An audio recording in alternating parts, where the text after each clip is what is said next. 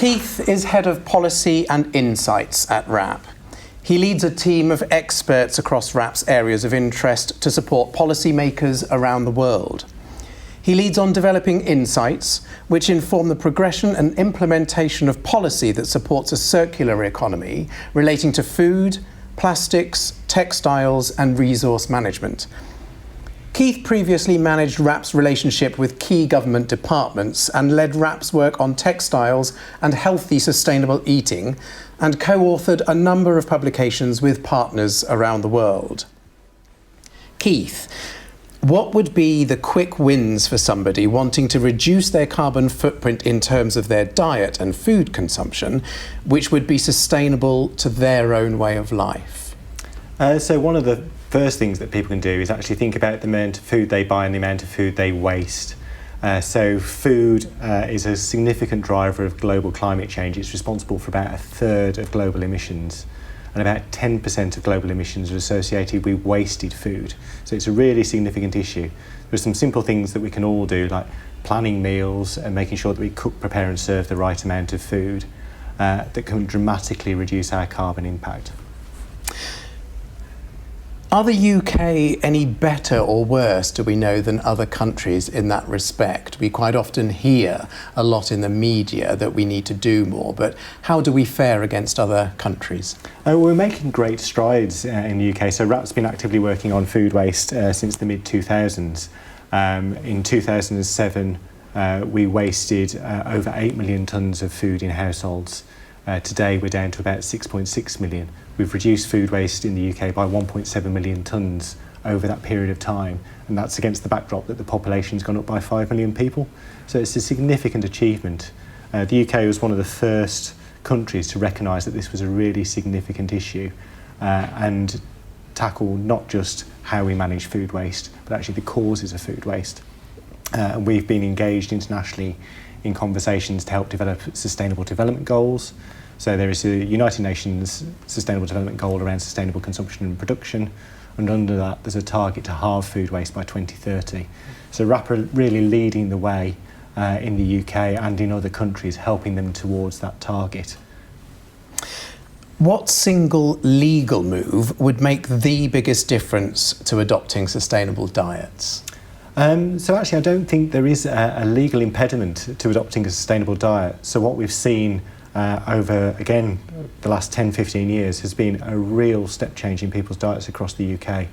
So between 2006 and 2016, the number of people describing themselves as vegan, for example, increased by 350%. There's a huge shift, and it's a huge generational shift. So most of those people are 15 to 34, and you'd expect that to continue.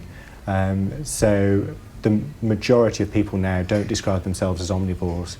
They describe themselves as vegan, vegetarian or flexitarian. Having said that, there are things that government can do that can help people to adopt a low carbon diet. So providing information, supporting public campaigns is one thing, but then also making sure that that information on the carbon impact of food is available. So there needs to be some standardisation within supply chains so that we can actually capture and communicate the carbon impact of different foodstuffs in an engaging way to the public. So WRAP is heavily involved with the Courtauld commitment. In terms of nudging behaviour, how does that play a role here? So Courtauld is our voluntary agreement which covers the whole supply chain in the United Kingdom. It's there to halve food waste by 2030, but also to halve greenhouse gas emissions as well, so making sure that we are on the trajectory we need to be for net zero greenhouse gas emissions. We work with businesses to make things easier for consumers, to help them to waste less, as well as reducing waste in the supply chain. And that runs alongside our campaign activities. So WRAP runs Love Food, Hate Waste, which many people might be familiar with, so providing hints and tips and advice on how people can reduce their waste. And we also have Food Waste Action Week. We ran our inaugural campaign this year, linking food waste and climate change. Because whilst we know most people care about those two issues, they don't necessarily link the two together, so we needed to be able to help people to understand that actually food waste is a driver of climate change. And we'll be revisiting Food Waste Action Week again in 2022. We often hear of the term carbon footprint, which we've mentioned ourselves, and the offshoring of our carbon footprint, particularly in terms of travel and air miles. But in layman's terms, how can this be quantified in terms of food production and consumption? Yes, so the approach we use is life cycle assessment. So it's a technique you can use to add up impacts along the value chain of a product. So with food, from the point that the food is grown, taken out of the field, and then goes through the various processing and manufacturing stages, to retail, to home or caterer, and then the impacts at the end of life as well when that food is wasted.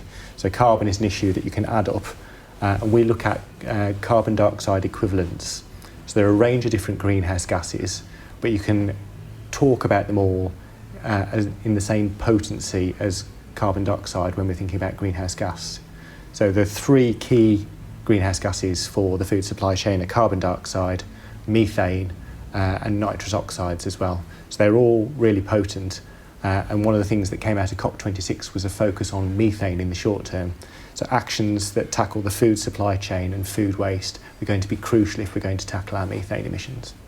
Really important point that it's not all just about carbon. Do you think that we're going to see a shift now in people thinking more about the methane side of things in particular, as well as nitrogen? Yes, I would expect that people will focus on that. Obviously, we get methane from enteric emissions on farm, which is the polite way of saying the gases that come out of the animals, but then also from the way food waste rots if it's sent to landfill. And we can tackle that in a number of ways. So there are technological options that we can explore to reduce the carbon impact of meat production. And likewise, there are dietary choices that we can make that can reduce our carbon footprint as well. How is it possible to counter the unintended consequences of shifting diets? For example, the offshoring of our carbon footprints, as we've mentioned, but also changing markets or impacting farming and agriculture that supports nature? So it's a great question, and through Courtauld 2030 we're taking a value chain approach. So when we talk about reducing greenhouse gas emissions, that's for the food system that supplies the food we consume in the UK. So we're thinking about overseas greenhouse gas emissions as well. We're not just restricted to the emissions that arise in the UK. So we do need to take that systems approach. There is the risk of unintended consequences, and it's difficult to get away from that, unfortunately. It's unlikely that there's any one solution that addresses all the concerns that any one of us has as an individual. So low carbon might have a high water footprint, for example.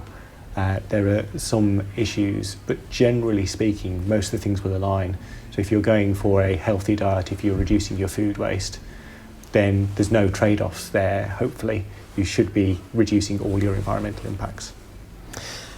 RAP states that agricultural supply chains use 70% of global freshwater resources, and the UN projects that the global demand for fresh water will exceed supply by 40% by 2030. If we consider water, therefore, as a finite resource, what single advancement in technology, policy, or practice would change how food manufacturers and producers actually use water in food systems? Yeah, so again, I mentioned the UN Sustainable Development Goals. There's 17 of those. One of them is around water. And the key thing that we think that businesses can do in particular is adopt water stewardship strategies. So when we talk about carbon, it's a global issue. If you release a ton of CO2 anywhere in the world, it's going to have the same impact on the climate. Obviously, water's a local issue. You can withdraw the same amount of water in different catchment areas and have very different impacts depending on the available water. So that plan, that water stewardship strategy, needs to consider that local context. And it involves landowners working together. It's not just about what Farmer A does, it's about what Farmer A and Farmer B do and Industry C. So people need to come together to develop these strategies. RAP is publishing a water roadmap on the 24th of November 2021, which will have a lot more to say on this issue and how we're bringing people together to tackle some of these issues. There are arguments against the use of huge greenhouses in the food production industry, particularly relating to overseas production of salad items that are out of season in the UK. What is the carbon position of UK shoppers buying out of season produce from overseas, where industrial methods and infrastructure like this are actually used? Yeah, so thinking about where the food is produced, the key question really is whether it's out of season in the place it's being produced or not. So it might have a higher impact to produce a product out of season in the UK than it would in season in another country. And here is where we could see potential conflicts when we're looking at different agendas. So if we're thinking about water, we get a lot of tomatoes from different countries, but one of those countries is Spain.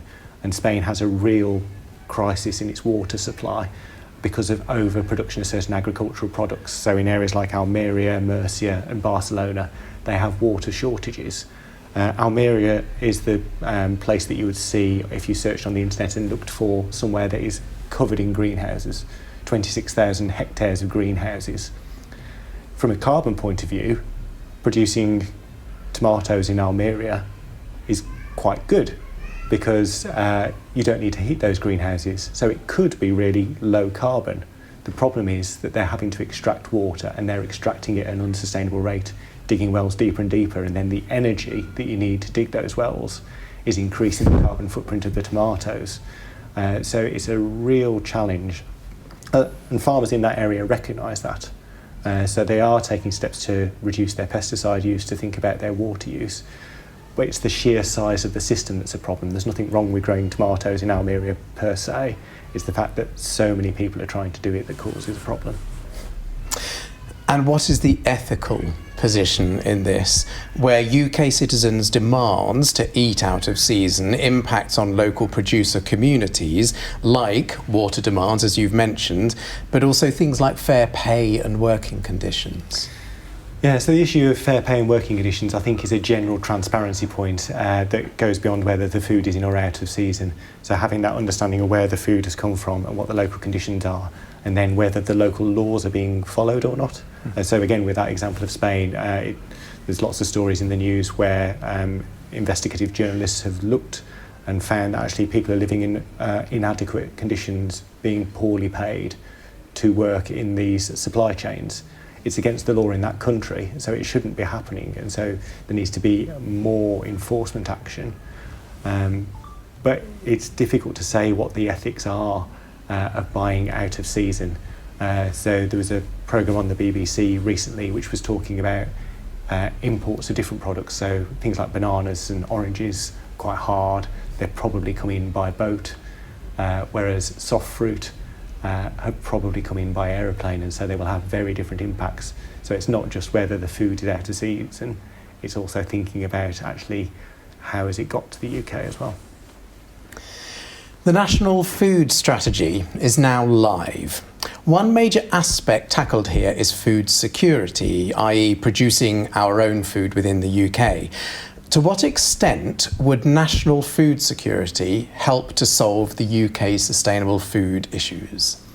Yeah, so food security is an issue that's on the mind of governments around the world. There are things that we could be self-sufficient in. So thinking about water, the UK's got a global competitive advantage in producing a range of pulses, including peas. We can grow those with much less water than many countries around the world need. The same for carrots, the same for potatoes, the same for poultry as well. We can produce poultry in a really low water way. But we can't produce everything, and we're not necessarily the most water efficient for a range of products. So if we wanted to continue eating grapes, for example, and we decided we're going to try and grow grapes in this country, it would probably have a higher carbon footprint because we'd probably because the way we'd probably end up producing them, and it has a higher water footprint than other countries as well. So it's not the answer, but it's certainly part of the answer to think about what we're producing and what we're consuming in this country. Can we therefore foresee a potential time where we're going to have to start to relinquish certain foods that we currently take for granted? I'm not sure about relinquish, but thinking about how much we have of different things in our diet would be important. So it's that whole idea of what makes a good diet. So I'm sure, like myself, you grew up with this idea that, you know, there's meat and 3 veg is a meal, and that's not the perception now of what a good meal is. So it's having this good idea of what is a good diet, and then what is a good meal within that good diet. We understand that the price of food is likely, highly likely, to increase significantly over coming years. How should we address this for those on the lowest income? Yeah, so I don't have a definitive answer on that, I'm afraid, but what I can look at is what happened during the COVID lockdowns. So when people were concerned about availability of food, but for slightly different reasons at that time, the number of visitors to WRAP's Love Food Hate Waste website increased 50-fold. People were really keen to find hints and tips on how they could make more meals out of the products that they'd bought, and how they could be more creative with those meals as well. I think that is still going to be an issue going forward, and WRAP is there to actually help people address these issues. Thank you, Keith, for joining us today at TEDxBanbury. Thank you.